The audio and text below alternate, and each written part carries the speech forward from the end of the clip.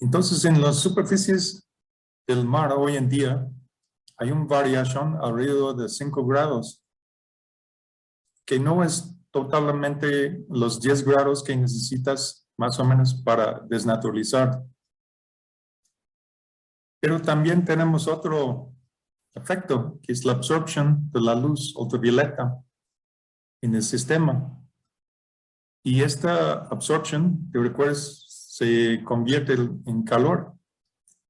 Entonces el calor se puede quedar en una región alrededor del DNA, particularmente si el ADN está dentro de un vesículo, por ejemplo, que es una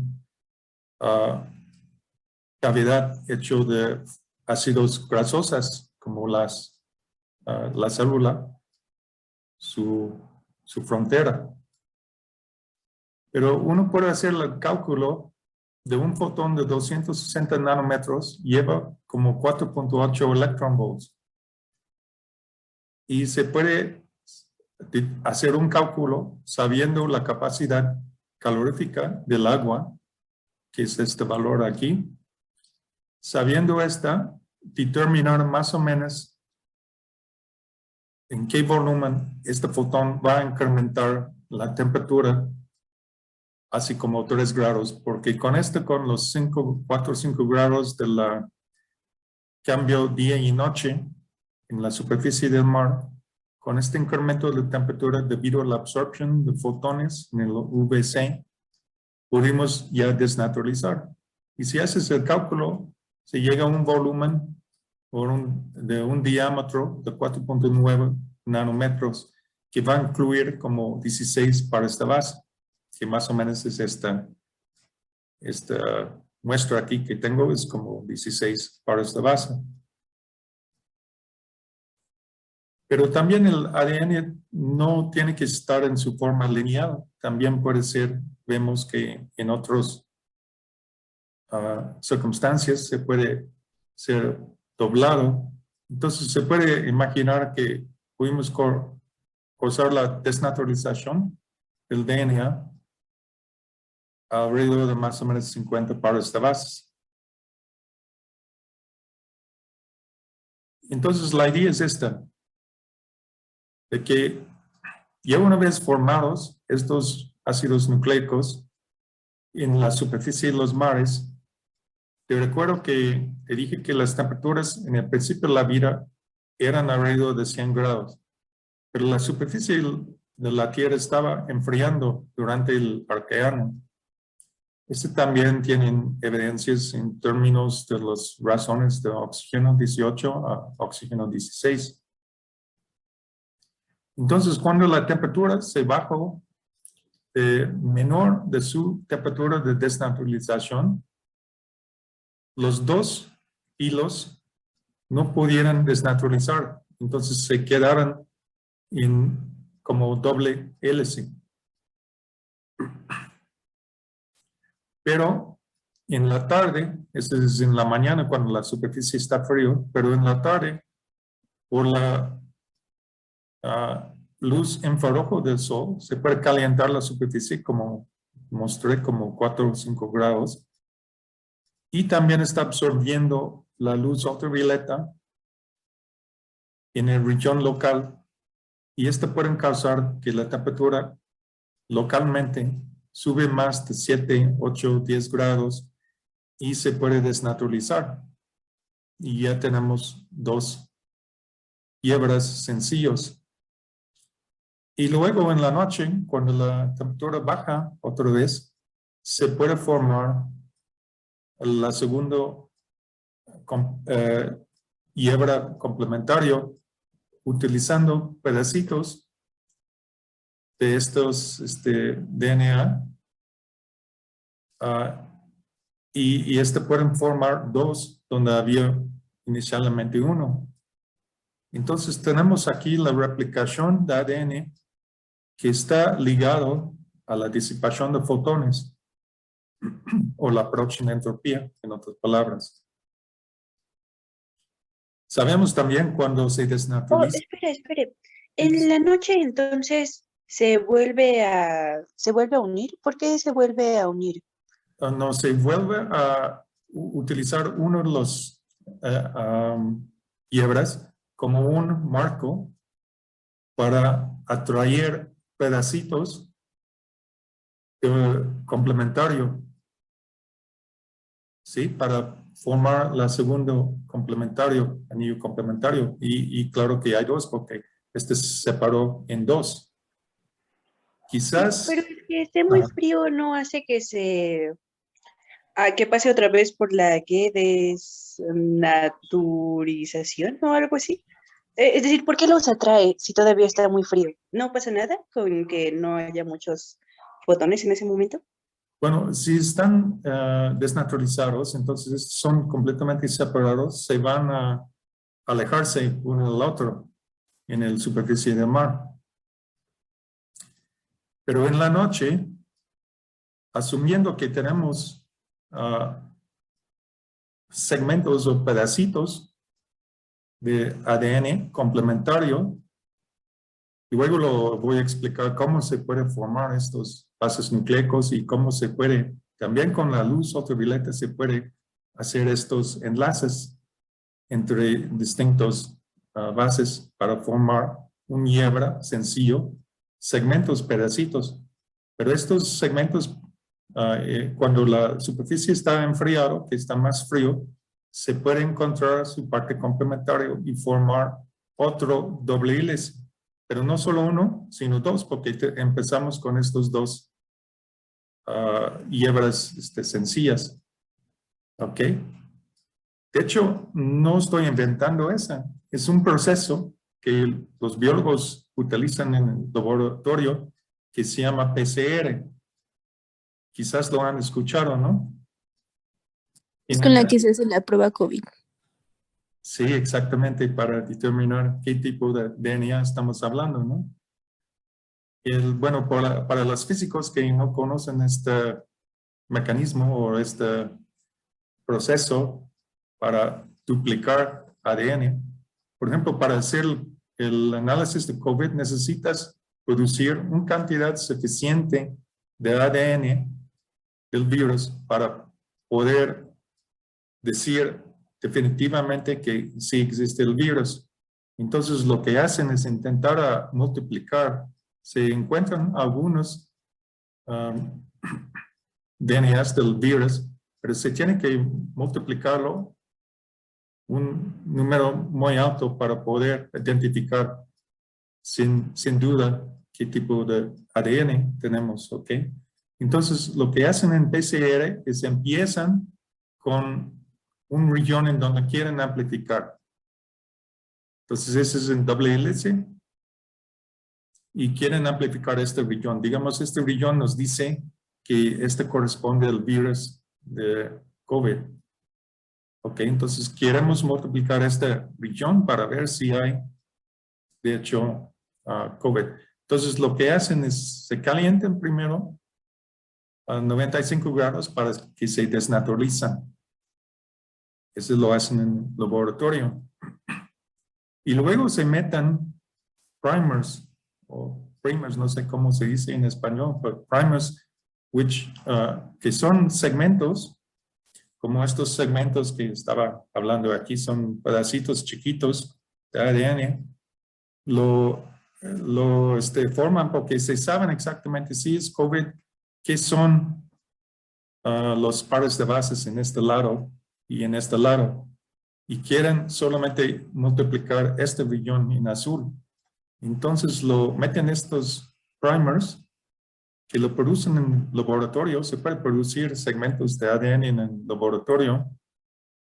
Y estos primers se llegan a encontrar su parte complementaria cuando la temperatura es un poco más bajo. Entonces se bajan la temperatura para que haya afinidad entre estos primers, estos segmentos de ADN y los dos hebras que están ya separados. Y luego para hacer la extensión es exactamente lo que estamos haciendo aquí, ¿no? Esa es la extensión, encontrando segmentos para complementar y producir un doble hélice donde había solamente un sencillo. Entonces lo hacen también utilizando los nucleótidos que son activados, se llama. Es decir, que son trifosfatos. Luego, para los físicos, te explico qué son los fosfatos. Pero esencialmente dan energía. Para poder formar los enlaces, tienen que estar activados. Es decir, que los nucleótidos tienen los trifosfatos. Lo hablamos un poco más adelante sobre qué es exactamente esta, ¿no? Entonces, se baja la temperatura a 60 grados y luego hay extensión. Entonces, tienes 2 donde tenías 1. Entonces, es multiplicación de ADN.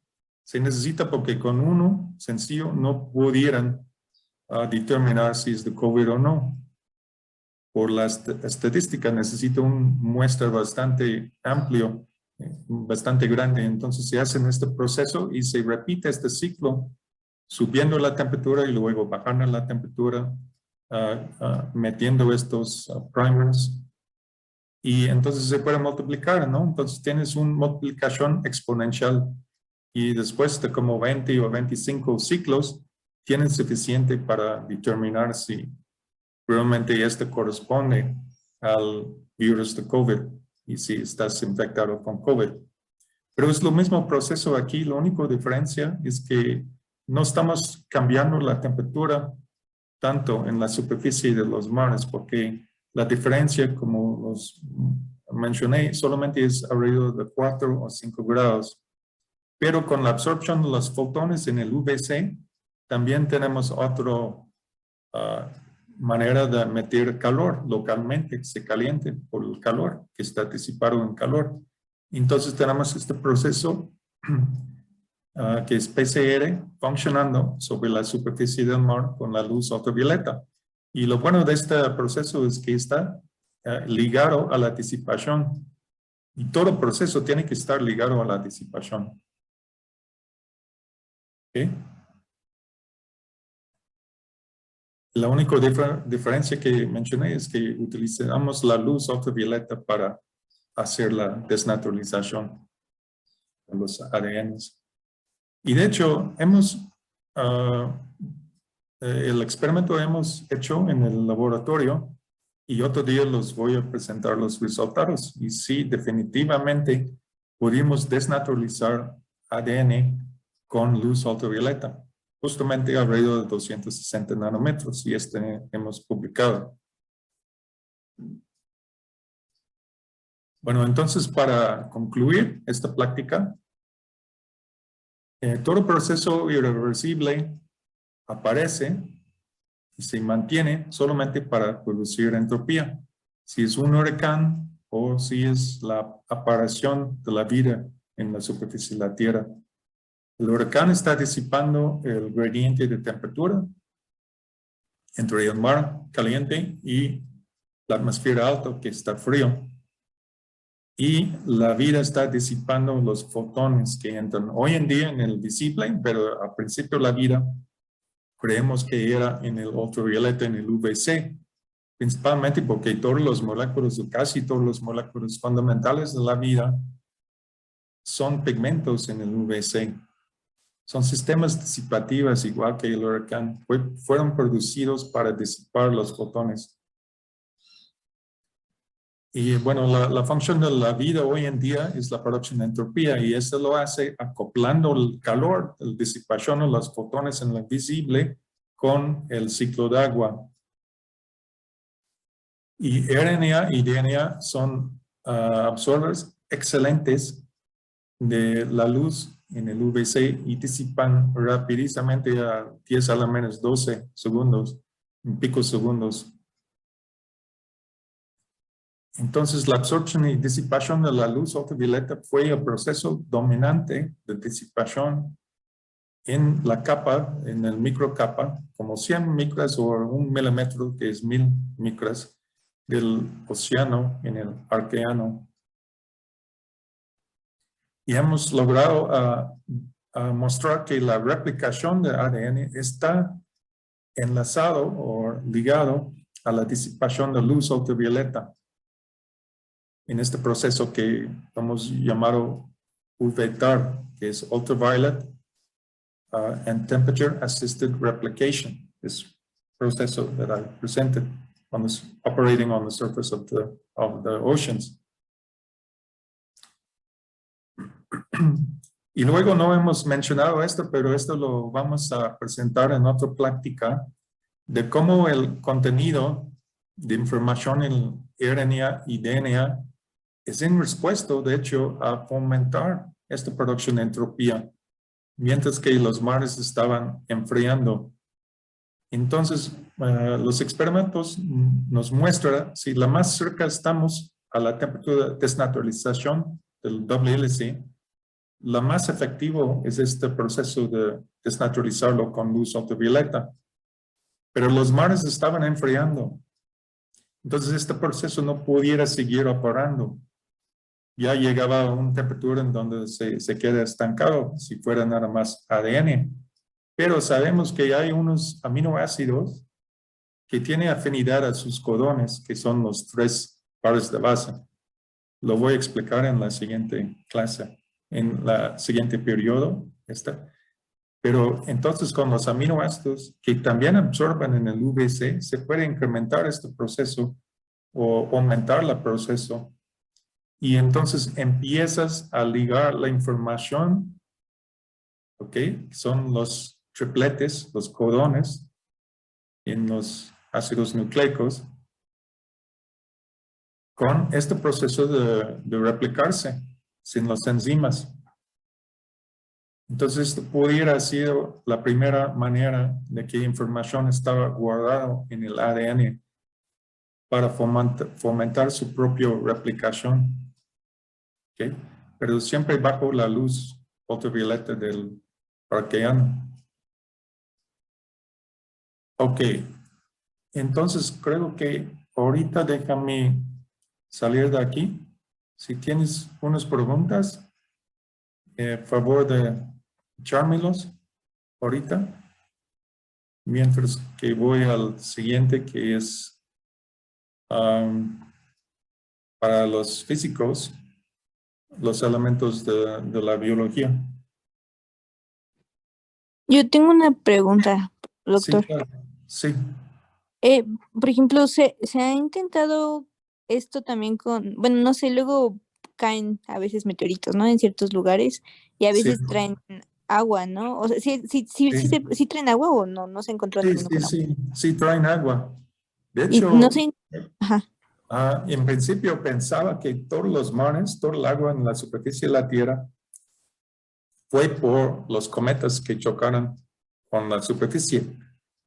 Esta fue la idea por muchos años, hasta muy recientemente cuando están dando cuenta que el agua en los cometas tienen otros isótopos de oxígeno que no corresponde con la cantidad no corresponde con lo que encontramos en los mares.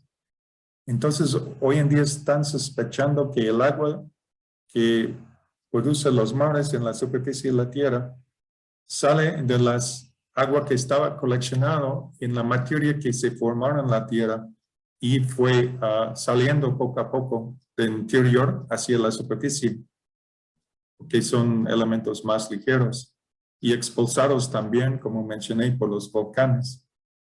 Entonces, pero sospechan que todavía un parte, no están tan seguros que tanto, pero un parte del agua que está en la superficie de la Tierra hoy en día viene de los choques de los cometas, porque han sido bastante constantes los choques de cometas y pudieron mostrar que sí, tanto tiempo que ha pasado y tantos choques que sí pudieran formar los mares de esta manera. ¿Podría ser que también la atmósfera de ese tiempo haya tenido que ver con la conformación del agua actual? O sea, que haya pasado algo, no sé, como una especie de, entre comillas, evolución del agua también. ¿Del atmósfera o del agua? Del agua, o sea, que tal vez en ese tiempo era como un tipo compuesto, o sea, diferente composición a la que es ahora y que tal vez también cambió sus propiedades. Sí, puede ser, por ejemplo, el agua pura, si estamos hablando del agua pura, pudiera haber sido cambiado por los choques de los cometas que entonces llevaban más, creo que son los isótopos de oxígeno 18 que es más, o la proporción es más grande en los cometas que en el agua de la Tierra. Entonces, esta razón pudiera haber sido cambiando en la agua de la superficie de la Tierra con el tiempo, con los choques de estos cometas. Gracias. Pero también hay otros cambios, por ejemplo, la cantidad de sales, ¿no? En el mar. También depende del pH, pudiera haber cambiado. Entonces, es también un problema complicado a descifrar cómo era el agua en el mar, pero creen que había, por ejemplo, más ácido, eran pHs más bajos. Ahorita más o menos el agua del mar es 7.2 o 7.4 pH. Y eso es más o menos neutral. Pero creen que en el principio de la vida el pH pudiera haber sido como 6 o 6.5 o quizás 7. Más ácido. Y eso porque el dióxido de carbono en la atmósfera era mucho más densa que hoy en día. Y el dióxido de carbono con el agua se forma un ácido, okay, que se llama ácido carboxil, algo así. Entonces el pH creen que era un poco menor, es decir, más ácido. Ok, ¿otra pregunta? Gracias. No es pregunta, pero justamente yo también sabía que el agua de los mares, que había salido como de los cometitas que habían impactado y que había como dos tipos de agua en los cometas y así. Entonces, ahorita que dijo que parecía que tal vez esa no era la explicación, pues está bien interesante. ¿Tendría como artículos que después nos pueda mandar? Sí, claro que Porque, sí. Sí, claro ¿sí? que sí. Sí, no sé cómo te llamas porque no ven en mi pantalla quién eres. ¿Quién es esa? Esmeralda, Nayeli Esmeralda. Nayeli, ok, te tengo Esmeralda, ok. Sí, te voy a mandar entonces Esmeralda. Ay, sí, muchas gracias. Sí, porque sí está bien interesante. Sí, sí, es muy Mm, interesante, sí. Y eso es relativamente reciente, tiene como 5, 10 años máximo. Pero antes sí, todo el mundo pensaba que el agua en la superficie de la Tierra fue llevado por los cometas. Pero ya no, ya creen que la mayoría del agua salió de la Tierra adentro. Que agua está formado también, queremos decir, eso es un poco afuera del punto ahorita, pero el agua también se pudiera haber sido formado alrededor de las estrellas por también estructuración disipativa, pero en otro longitud de onda. Más tarde lo metimos en si quieren. Ok, entonces déjame seguir para los físicos y que me ayuden los biólogos. Aquí a ver si no voy a decirles mentiras. Y eso es sobre elementos de biología. Creo que fue, no sé si fue Leo o Ricardo que me pidió la vez pasada que presentó algo sobre la biología. Bueno, ok. So hay estas moléculas fundamentales de la vida que están en los 3 dominios, ¿no? En la arquea, bacteria, en eucariote. Y entonces estos se piensan que eran los primeros que llegaron porque están en las 3 líneas, entonces deberían de haber sido existente desde que las 3 líneas se separaron cerca del principio del origen de la vida. Bueno, las moléculas quizás más fundamentales eran los ácidos nucleicos. Estos son, por ejemplo, los bases de ADN o RNA. Entonces, para ADN son timina, adenina, guanina y citosina. Están hechos de carbono y nitrógeno. Cuando hay puntos aquí en donde no hay un átomo especificado es que es un carbono. Y la vida está basada en un carbono. Entonces aquí hay un carbono, aquí también. ¿Ok? Y los otros son, pues hay oxígeno, hidrógeno. También azufre es otro elemento importante en algunos de los aminoácidos. Pero en los bases nucleicos principalmente son nada más carbono, hidrógeno, oxígeno y nitrógeno.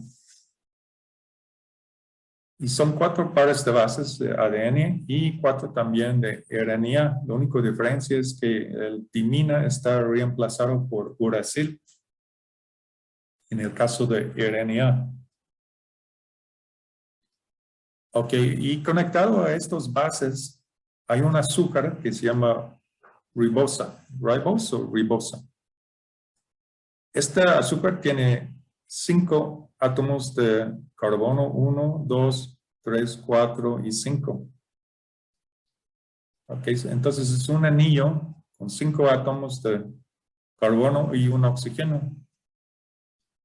El único diferencia entre ribosa y desoxirribosa, es desoxirribosa, este lado izquierdo, es que en el desoxirribosa falta un oxígeno aquí, ¿no? En este hidrógeno. Es que no se ve y también está cubierto. Déjame ver si lo puedo quitar la barrita aquí porque me molesta.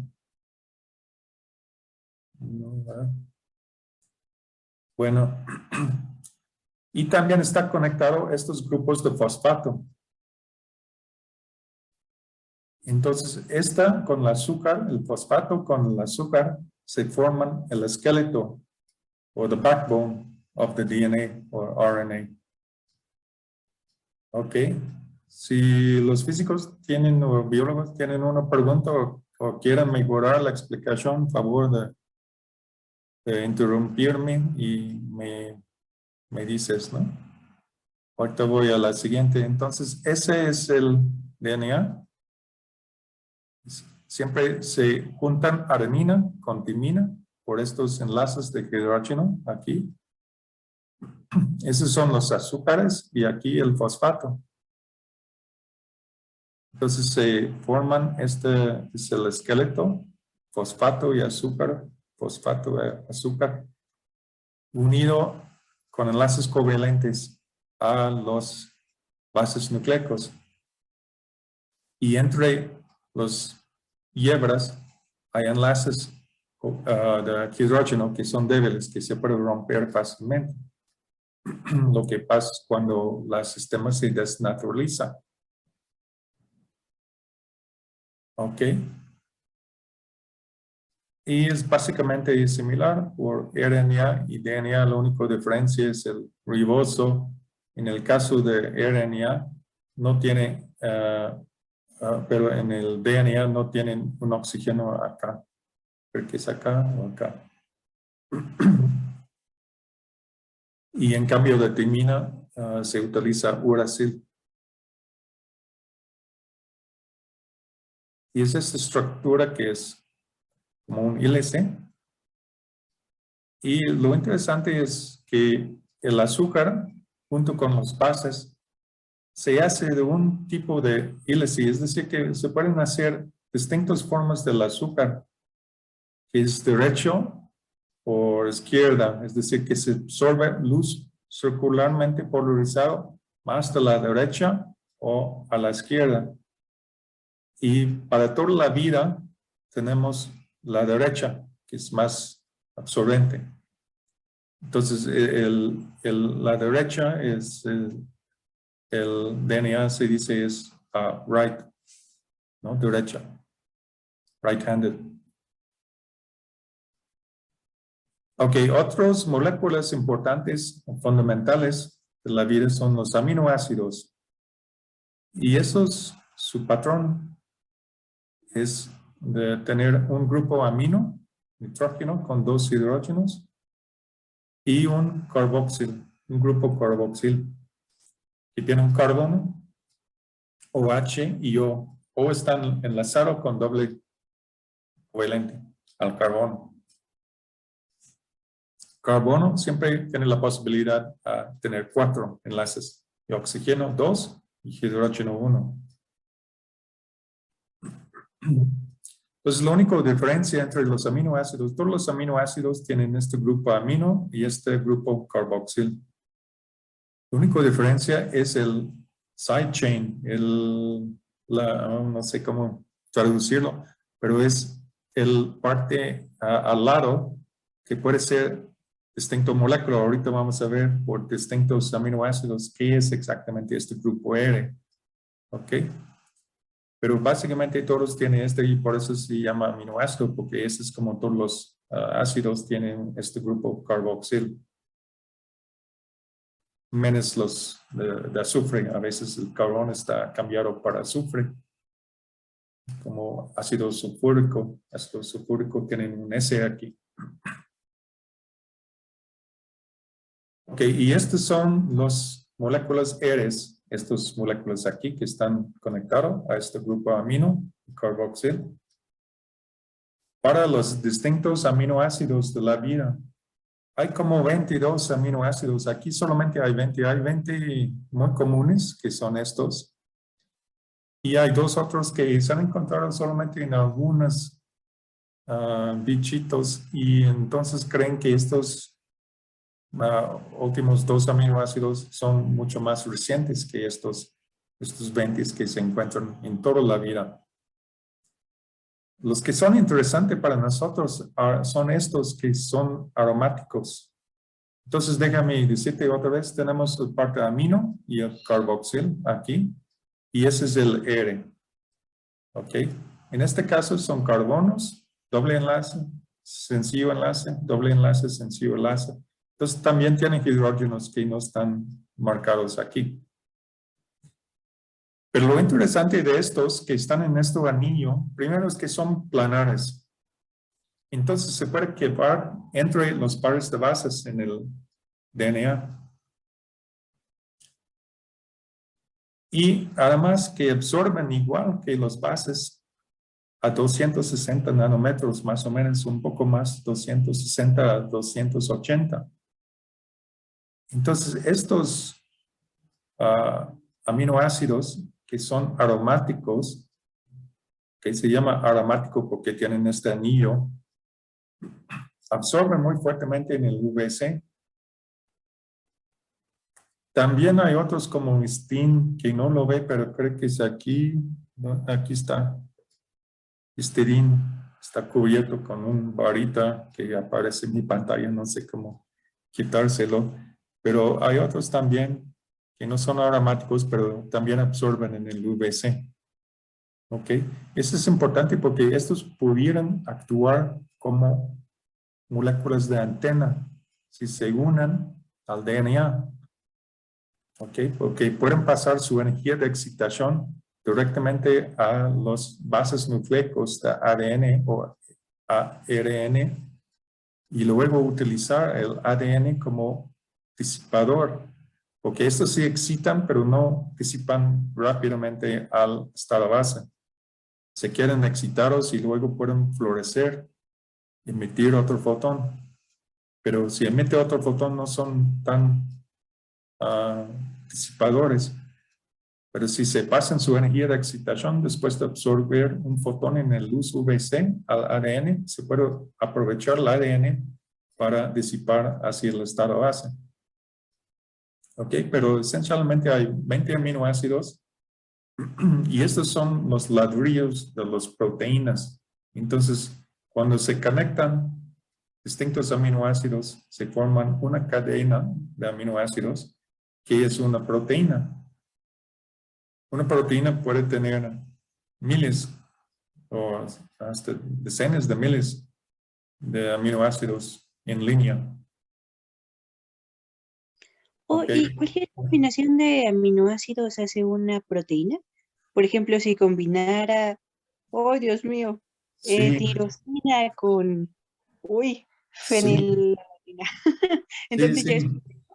sí, claro, sí se pueden formar proteínas.